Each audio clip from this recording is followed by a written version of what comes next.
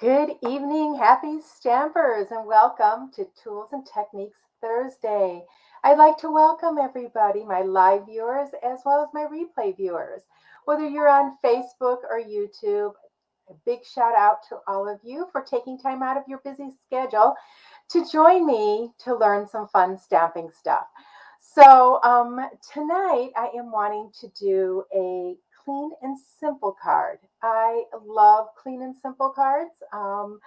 And you can do them in a variety of ways. I'm going to be teaching you one way tonight, and maybe next week. I'm not too sure on what day, but I will bring you another clean and simple card. I think clean and simple cards are classy, and they do take a little bit to do, but in the most part, they're very, very simple.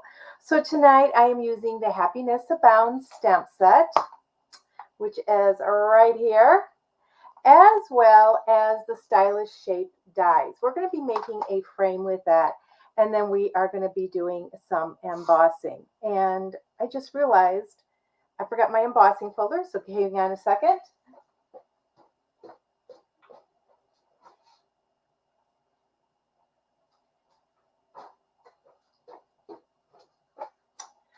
Sorry about that. I used it on something else and moved it. We're going to turn around and make sure you say hello. Let me know where you're coming from.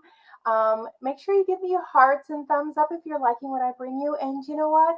The biggest compliment you can give me is to share this with your friends, because you know what? They want to learn the stamping too. So let's get flipped around, and you will notice I am on my webcam again tonight. I was able to get hooked up to Facebook on my webcam. So we are going to start out. We have our card base, which is just a thick, basic white piece of cardstock measuring 5.5 by 8.5 and scored at 4 1/4. And I don't know if I'm going to do this vertically or horizontally, so we're just going to leave that like that. Then a piece of Blushing Bride. Now, you would not have to use this mat. You could just use another piece of white if you want, or you could stamp directly on your card base and make it super simple. I need to apologize. My husband is cutting lawn, and I told him to try to stay away from my window, and he must have forgotten. So we're going to use that as a mat. Then I have a piece of basic white, and this one measures 1/16 bigger than 3 3/4 and 1/16 or 16th larger than 5 inches. So that's just the one little line above that. And then we are going to be using one piece of basic white to create our frame. Now I am going to be creating my frame with my Stylish Shapes. And this is a fun thing to do if you want to make a frame just to have around an image. So you could stamp on your card base and put a frame above it. So I am going to use, let me see, I think I'm going to go to the second largest. And then I am going to skip down. So I'm going to skip this one, and we're going to go to the next one down. So we are going to have a smaller space that we're actually going to be stamping in. So as you can see, we're going to put this on our magnetic plate, and that's going to form a frame. So let's go ahead and pull our cut and emboss machine over. And once again, I'm using our magnetic plate, and I'm sad to say that the magnetic plate is out of stock right now. It's sold out that fast, but they are getting some in. So we're going to use base plate number 1, then your magnetic plate, and then we're going to put our basic white down. And then we're going to put our frames on here, and I'm going to put it to the side because I don't need this entire piece. I'm just going to be using our frame. And now you can move this around to make an even space around, and that is what is going to form our frame. The magnetic plate makes doing this a lot easier. if you don't have the magnetic plate, you could use a Post-it note or our new adhesive sheets for that. And I am going to be covering some techniques that you can use with the adhesive sheets next Thursday. So be sure to tune in next week. So we have these, and I need to get this up. There we go. And we are going to be using all these pieces. I'm actually going to stamp on this piece. This piece here we are going to be embossing. So let's move these to the side. We are going to take our base plate 1. And then we are going to take our acrylic plate.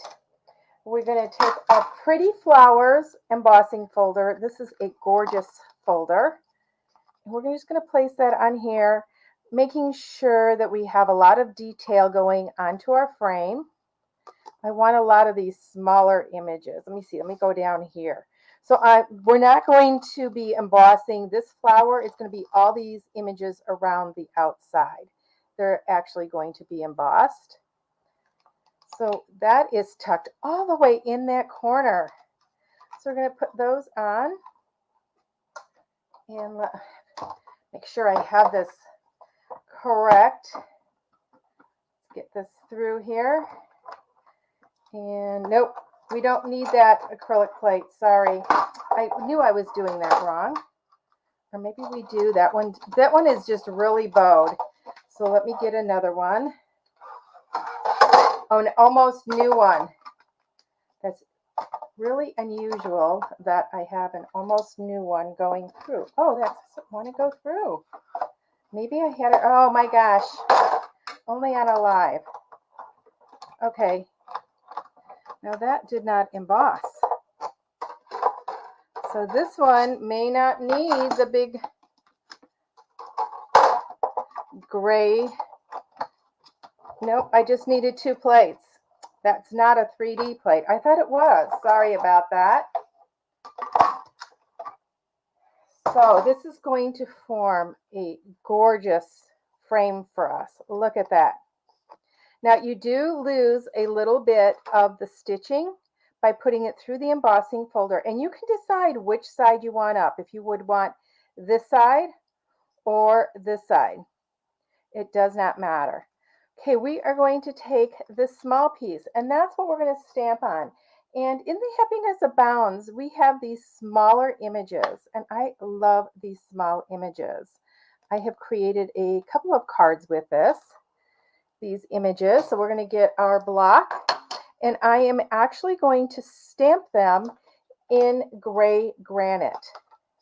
I have been creating cards lately with the gray granite and the Blushing Bride color combo, and I am just loving it. Now that's very, very simple. Now we could emboss that, but I wanted to show you that you can color on your images even though you've stamped in a water-based outline. So we are going to pick up some color with our water brush. And I want it muted because I want to be able to create some depth. And I am just dabbing these on there very lightly. The water is pooling up a little bit, and that's okay. That's going to create some shading automatically for us. Go like that. And then I am just going to dab a second layer of color on just parts of each of these little petals. And these are small, so you may not see it as much. Then I'm going to go ahead, and I've just got a paper towel here. I'm going to clean off my brush, and then I'm going to go into the gray granite. Okay, you guys may be in shock here, but I am going to pick the gray granite up, and I am going to color the leaves with the gray granite. Okay, that may not have been your first choice, but remember, when you are using a color palette, you don't need to do your leaves green. Okay, so I'm going to keep that out because we are going to be stamping some of our leaves on the outside of the frame. Wanted to add just a little bit more interest to this. So I am going to figure out where I'm going to place this. And I think I am going to be placing this up in this quadrant up here. So it's going to be placed up here. So I want a leaf coming out here. So we are going to put this leaf from behind right there. Okay, and then I'm going to pick up my gray granite and my watercolor brush again and color in those leaves also. Okay, I want a little bit more color. There we go. And as you can see, I'm just doing a single stroke and it's going to do shade itself. When the water pools, it's going to shade itself. I wanted it lighter to be first, and then I can go in and add a little bit of darkness to it if I want. Just like that. Okay, so we're done with that part. Then I'm going to stamp my sentiment. And I am just going to be putting friend on the front of this. I think he forgot I was doing a live. I will be up in a minute. I'll do it in a minute. I'll do it in a minute. I need to apologize to you guys. So we're just going to put this friend right down in this lower section. Okay, now I'm going to take my Simply Score tool. Now you could do this with your paper trimmer with a scoring blade also, but I want to add just a little bit more interest. And so I know my friend is down here and this is up here. I'm going to turn this and we are going to be doing some embossed lines. Did you know you could emboss with your Simply Score tool? You know, this has got more than just scoring. So I know, I'm going to flip this around. So I put this on, I know that this is up to the 4-inch mark. So between the 4-inch mark and the 3-inch mark, I'm going to be doing some embossed lines at every 1/4 inch.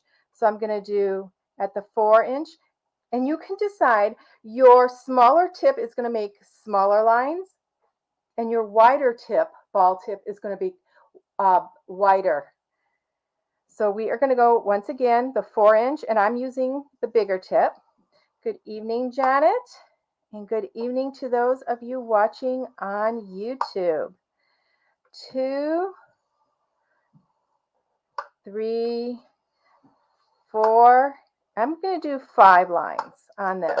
When we turn this over, look at that detail it gives it. It's clean and it's very simple, but it adds a lot to your cards. Okay, so we're going to go ahead and start assembling our card. And so we're going to go ahead and just put adhesive on. Got my Stampin' Seal here. Okay, like I said, I have been in the gray and pink mode lately. So then I'm going to go ahead and secure down my next layer.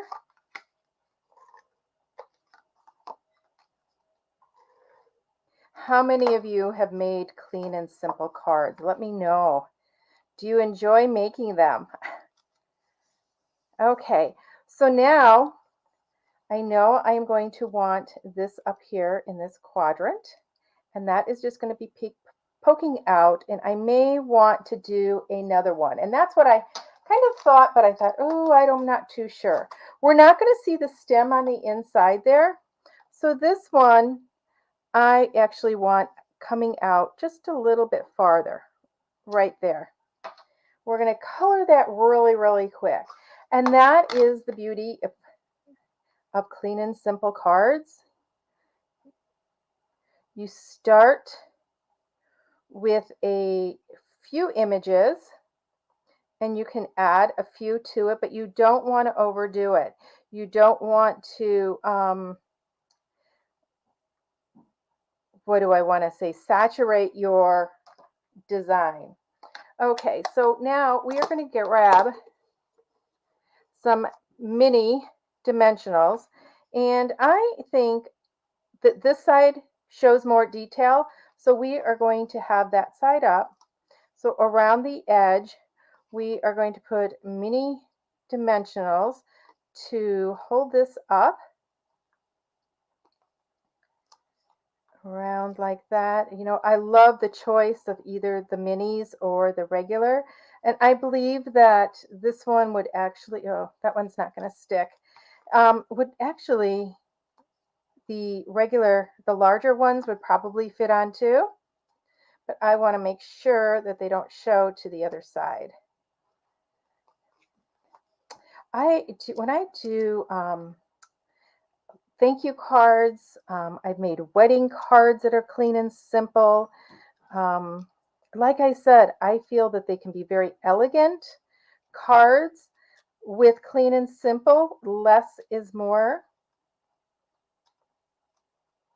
Just so happy to be back on with you guys and being able to, I'm going to put this right here. Okay, now we have this piece here, and I need to finish it off. And the centers of these, I want to also do gray granite, but I want them deeper. So I'm going into more ink here, and I'm going to make those pretty, those are really deep. A little bit deeper than I wanted, but that's okay. I wanted the contrast from the leaves. There we go. And then I'm just going to take some adhesive, my Stampin' Seal, and we're going to put that right in the middle. It's just going to fit right inside there. And there we go. But, you know, I have to add sparkle. So I have grabbed our iridescent rhinestone basic jewels. And these kind of have a pink tone to them. So I thought that they would be perfect. I opened that wrong. For this card. So let me grab my take your pick tool, and we are just going to stick a couple of these on here. Let's grab a medium one up there, and then whoops, okay, that one didn't quite, it's not supposed to stick to my finger. Put one here. I think I'm going to put 5 on here, so I'm going to grab another large one. Put that one right down there, and let's grab another one and tuck it in here. Okay, so we have friend, and then on the inside, I am going to stamp, sending many thanks for all you do. I think that's my favorite verse. And it's probably because I send a lot of thank you cards out. So we will grab our gray granite. I'm going to put that on the inside.